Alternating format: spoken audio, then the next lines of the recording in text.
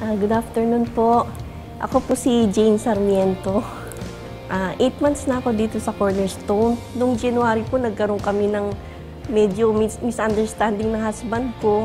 Bigla po siyang umalis, punta ng abroad, hindi na po nagpaalam sa akin. Iyak po ako ng iyak noon kay Pastor Raymond. Sabi ko, Pastor, anong gagawin ko? Sabi ni Pastor, Ate, totally devastated ka, mag-pray tayo. Huwag kang mawala ng pag-asa, nandiyan si Lord. Yung about dun sa pag-aaway nila ni Papa na munti ka na sila maghiwalay. Tapos hindi rin nagpapadala si Papa sa amin. Sa lahat ng pinagdaanan namin yun, hindi ko maintindihan kung bakit at peace ako. Nung time na nag-away sila, yung Papa ko hindi na rin nakipag-usap sa mama ko noon. Tagal nun, 3 months, kahit kakagaling lang ng mama ko sa ospital. So parang may panibago na naman problema, parang sunod-sunod talaga. Tapos pinag-pray po ako ni Pastor Raymond. Parang gumaan po yung pakiramdam ko at nabigyan po ako ng pag-asa talaga. For almost 4 months po wala kaming communication ng husband ko.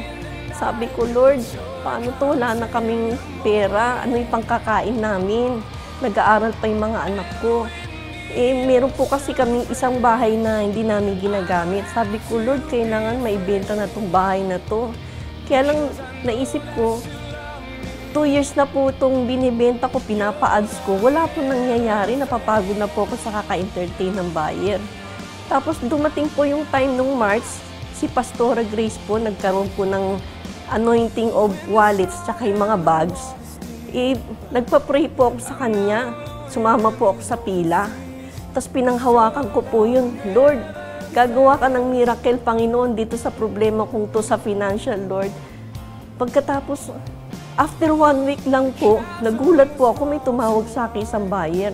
Hindi ko po masyado sinseryoso kasi parang ano lang po, pangkaraniwan na. Sabi ko, napapagod na ako sa pag-entertain ng buyer.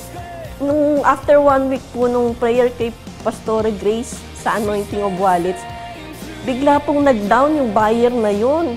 Hindi pa rin ako makapaniwala. Sabi ko, Lord, totoo na ba to? Bakit parang ang bilis naman? Hindi ako makapaniwala. Tapos, within 3 days po, nung pagka-down niya po, within 3 days po noon, bigla pong nag-full cash na po siya, full payment na po. Sabi ko, praise God, praise the Lord. Lahat po kami mag-iina, nagtatalo ng kami sa bahay. Talaga po, si Lord talaga, ang bilis pong gumawa ng miracle. Pagkatapos